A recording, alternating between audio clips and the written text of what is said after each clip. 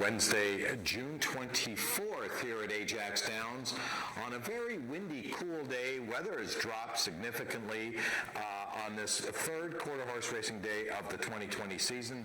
I just want to remind everyone that we are closed to the public due to the COVID-19 restrictions, but we hope that you'll enjoy the live streaming here at Ajax Downs on the HBI network. I'm Nick Kukas, your co-host. Jennifer Morrison is with me today. Jennifer, can you hear me? Can I see you? Well, hopefully you can hear me, Nick. I'm out here sitting in the nice, patio area, and it's quite breezy. Crosswind coming towards me, and it's overcast, but it's not too bad. I haven't put on the jacket yet, but if it gets any cooler, I'm putting on my coat. I see that you have the Talk Derby t-shirt on. The Derby, by the way, this year is Labor Day weekend, right? September 5th, is that correct? Yes, and as I was saying, it's never too early to talk Derby, and we have so many good 3-year-olds this year, so it's going to be exciting to, rate each one's chances as we head to that race. I wanted to mention, Nick, I'm not sure if you watched, but last Wednesday we had, of course, Had to Be Ivory winning. That evening, Country Boy 123 raced in an event at Indiana Grand and finished second, and he's getting ready for a race there July 6th. Yeah, as a matter of fact, I watched that race at Indiana Grand. It was a really nice race. He was second best. The winner, I thought, probably got a better trip, but he ran well, ran gamely, making his first start in 2020, and hopefully he'll come off that race and do better. Let's talk about today's race card. We have 6 races on tap today. We do have a champion, a former champion on card today in race number 5. That horse, of course, being Feisty Icon, making his 2020 debut for the Rick Kennedy stable. But let's jump into race number 1, which is a maiden event. These are a maiden claiming 15,000. That's a really nice thing for me to say, by the way. Maiden claiming event, 15,000, the claiming price. I've been a big proponent of having a little more claiming races here at Ajax Downs. And so it's really nice to see that we got a field of 6 in here. This is actually a very competitive race. I ended up going with the 5-horse Kitts Award with Brian Bell in the saddle. This horse ran back on June the 10th with Tony Phillips riding. They do switch to Brian Bell today. I thought this horse ran a really good race, broke very alertly that day, and just got caught very, very late. I know you like the 2-horse Volita, and I think you want to show a replay of the 2-horse Volita from back on September 30th of last year. Is that correct, Jennifer? Yes, Nick. I'm going to show a replay of Volita. I also picked number 5, Kitts Award. Okay. I wanted to pick Volita, but you might want to bet on her because I'm going to show you her last race back on September 30th, and it was a dandy. And you know what? I was pretty surprised that Volita did not win her maiden last season. This is a pretty talented filly. If I had $15,000 in my pocket, I might go in and claim her. But yeah, Kitts Award had an explosive start from the gate, his first start of the season. But let's watch Volita. She's in post position 3 here, and I'm just going to lean over and see.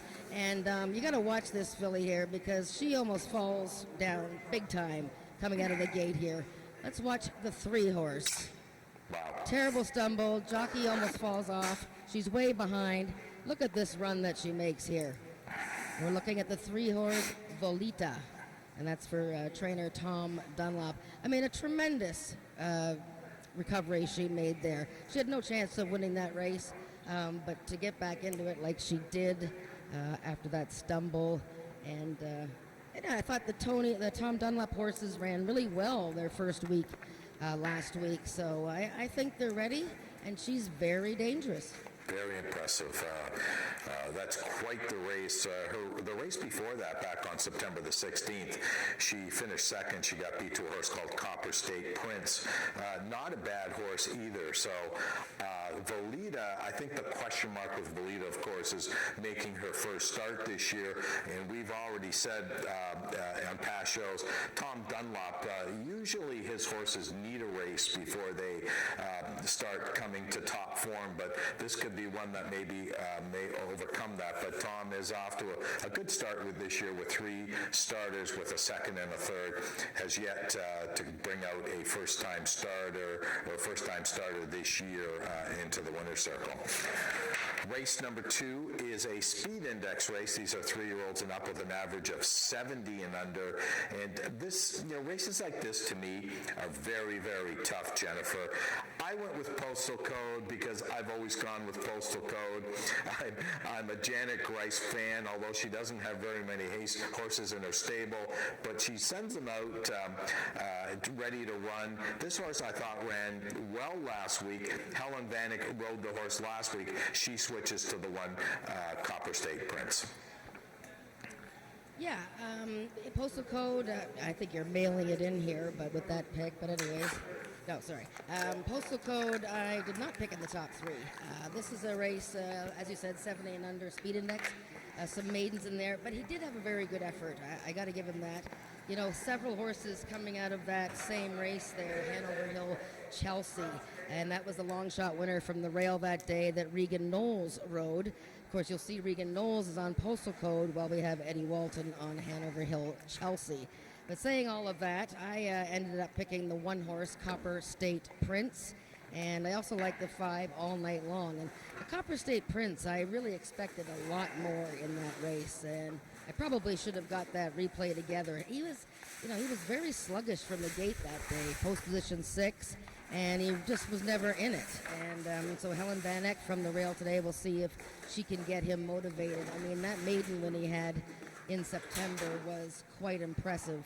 And All Night Long, I think he's coming up to a big race. I was talking to his trainer, Bob Broadstock, earlier today, and he's a horse that actually, he's 4 years old, but still figuring out the game. And I thought his first race of the season was pretty good.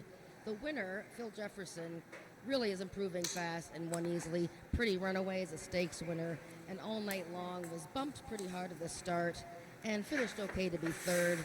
He fits really nicely in this group, I think. So I'm looking at the 1-5 with Hanover Hill Chelsea, who just won a race, completing the trifecta. Okay, we're a little bit on a different page in that race, which is good. We're giving a different opinion. Let's move on to race number 3, which is another speed index race. However, this number is 80 and under. A little tougher in here, and we've got a couple of horses in here that I think are really nice horses. I ended up going with the 3-horse Queen's Award. Helen Vanek takes over the riding assignment from Tony Phillips, where Tony Phillips goes to the 5-horse Alone Hand, who's a really nice 3-year-old. I mean, as a 2-year-old, he ran some spectacular races. Stakes placed horse who won a trial, 5 starts last year with 2 wins, 3 seconds. This is really, really a nice race.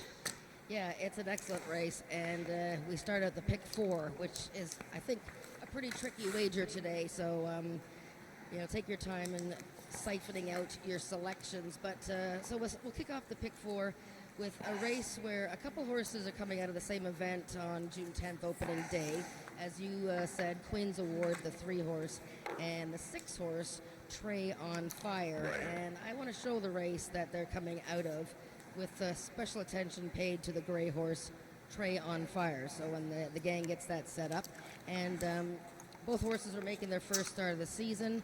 Queen's Award was 45 cents on the dollar to win that day, and it was kind of surprising that she didn't win. The horse on the inside won the race. But let's watch Trey on Fire from, I believe he is number 5 here. He's the gray horse, and Queen's Award will be the 3-horse. So let's see how they do here. But watch the gray horse. Kind of breaks crooked there. Right. He's a big guy, a little slow to get going. You got Queen's Award chasing Sakari on the inside. I really like the way Trey on Fire, though, really levels out here and just finishes. You know what? And it looked like a primer for him because he is so big. A little bit of a straighter start. Who knows? He might have caught up. But I think he's got a big chance today. 250 yards right back. And look at the Carol McIntyre stable. They are 5 for their last 20, making their second start off of a long layoff. So Trey on Fire, I think, has got a big chance. I do like a lone hand. He's a 3-year-old, and we've seen so far the 3-year-olds are handling themselves quite well against the older horses. So it'll be fun to see how a lone hand does. Just like I said, we have a plethora of good 3-year-olds this year, so it'll be fun to see how he handles the older horses. Yeah, the one horse that we didn't use, or I didn't use, I'm not sure about your selections in the top 3, was the 2-horse Usain Colt. I've given up on this horse. I mean, he's cost me a lot of money in the past, and we all love his name, and I think we've been attracted to that, but, this horse has burned a lot of my money, so I'm staying away. I do want to mention, however, and I don't know if people do have a equi-based program out there, but in our program today, we do have a flipping halter rule change where, if a horse is on a flipping halter and the gate's open and the horse is, if they lean back or they attempt to flip in the gate, there will not be a refund, and we have given refunds in the past, but we did get that rule change, and there are some horses here that they flip quite well. I mean, I've seen horses flip better than 15-year-old Romanian girls, so you've got to have that in the back of your mind. Actually, Nick, before you leave race 3, that first leg of the pick 4, just wanted to note that you won't see a speed index on Queen's Award or Transpire because they dead heated in that race last time, and they sort of dead heated. The photo finish didn't work, and so they were called a dead heat. So I think it's around the 88 or 87 range of what they got for a speed index. So you can go by that for those 2 horses. That's an excellent point. Thanks for letting us know that, Jennifer. Race number 4 is a maiden event. These are 3-year-olds and up, going a distance of 250 yards. And if you want to talk about a wide open race, this is wide open races.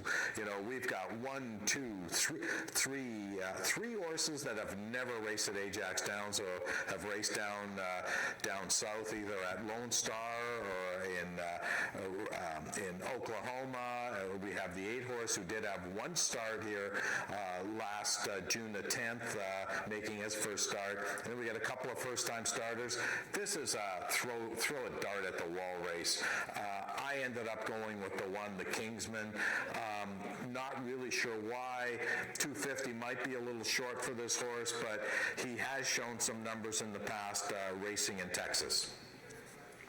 The board only had 6 horses. There's actually an 8-horse field in the 4th race. This is, one of the trickier events for the pick 4, and the Kingsman's going to attract a lot of attention, okay? He's owned by the First Line Racing Syndicate, so that's almost up to 20 people that share in the ownership of this horse, and I Am the Eagle, who ran so well last week. But it's his first start at Ajax Downs. I'd like to give horses a race over the surface. He's got the rail post, and like you said, he might want longer distance. So I'm just going to watch the Kingsman. I don't even know if I picked him anywhere, but I'm interested in a couple of these first-time starters. I like the 2-horse Marianita CSJ. This is a gray filly by the same sire as Chicks Dig My Money Bags, who races today actually and has done so well. And this filly actually had a workout with the very good and older mare Eleanor on June 1st and handled herself well. And I like the way this filly's trained. Don Reed, and he's had 2 debut winners from 12 starters in the last 5 years. So I'm quite interested in that horse. Yeah, there's no question. If you're playing a pick 4 in here, Jennifer, I just think there's so many variables. I'd be tempted to pick the all button in here. So I just did, and hope for a long shot, because I'm not really sure. There's just so many question marks in race number 4. Let's move on to race number 5, where the question marks don't seem to be as many in here. This is a race that's it's an open race. It's Ontario Sire 3-year-olds and up. The distance is 300, and there's some horses in here that really like this distance and have run well here at Ajax Downs. Let's start with Feisty Icon. What can you say about this horse? He's had 41 lifetime starts, all of them at Ajax Downs, 17 wins, $300,000 in the bank. This is a horse that was bred by the Peacock Cattle Company, by Sugarman Perry, 8-year-old gelding, owned and trained by Rick Kennedy. I mean, I'm sure sure Rick is really, really thankful to Mr. Peacock for breeding this horse, because he certainly has done very, very well with Feisty Icon. And this spot seems a little tough, but I think he's the best horse in here. Yeah, sorry, Nick. Yeah, for sure. I rambled Feisty on a Icon. lot. Sorry about that. Sorry? I rambled on a lot. A little, yes. 2015 Horse of the Year, Feisty Icon. He wins first time out almost every single year. He's feeling good by all reports, and he is going to love this weather. He is not a hot weather horse, and it is crisp and windy. And as I've been writing this week in the press releases leading up to this event, it's the almost like a rubber match for this year between him and Ghost Pines. They had 6 meetings last year, and they split the results. It's kind of a toss-up, but I think Feisty Icon has the edge. Yeah, Ghost Pines is another really nice horse. Has made $130,000 lifetime, 8 for 21 lifetime. Had a good season last year, 7 of 9 in the money, and banked close to $50,000. Trainer change, not this year, but last year, Barry Woods took over the training from, I believe it was Michelle Woodley, who trained this horse for owner-breeder Gary McNichol. And Ghost Pines is she's just a great mare. Very, very competitive. Doesn't run a lot of bad races. I mean, I know her last race last year wasn't that great. She gets a new pilot this year. Tony Phillips is in the saddle. Brian Bell is first call with the Scott Reed barn. And, so Brian had to go to Firing Ray Just, who, by the way, is 3 for 3 at the distance. Has never lost going 300 yards, Jen. That's right, Nick. She's also won first time out every year for the last 3 years. So last year, her first race of the season, she ran a 104 speed index. Yeah, so this is, it's not a gimme race. I mean, even if you look at a horse like a Rising Miracle, I mean, didn't have the best of seasons last year with only one victory and 11 starts. I mean, this 6-year-old gelding is a nice racehorse being trained by Jason Pascoe, who's probably going to be our leading trainer this year. Helen Vanek, who's been riding lights out since she's made her comeback. I think it's been about 3 or 4 or 5 years since Helen's been riding here, but she's come back this year, and she seems pretty dedicated to stay the course at Ajax Downs, especially now that we're running on Wednesdays. And she's a really, really good rider, and she's very committed. So this could be a really tough race. Okay, we got to go to the 6th race, Nick, and we got a big field in the last race. It's the trickiest event, I think, for the pick 4, and the horses are coming into the paddock for the first race. I ended up going with the 7 horse. It Takes 2 to Tango. I know I'm going against the big stakes filly from last year, Shake It Twice, but you know what? This horse, first time out last May, ran a 107 speed index, and he was an easy winner. I love the way this horse runs well. First time off a long layoff for the big dog stable. Okay, I went with the 5-horse Shake It Twice. Cassandra Jeske riding for owner-trainer Chantal Bourgeois, making her debut. The horse making her debut, so there's a lot of debuters here. So there's our show for today, Talking Quarters. Hopefully you'll be able to be with us all day today, and we'll be able to share and give you some winners. So thanks for joining us on Talking Quarters. We'll be with you all day.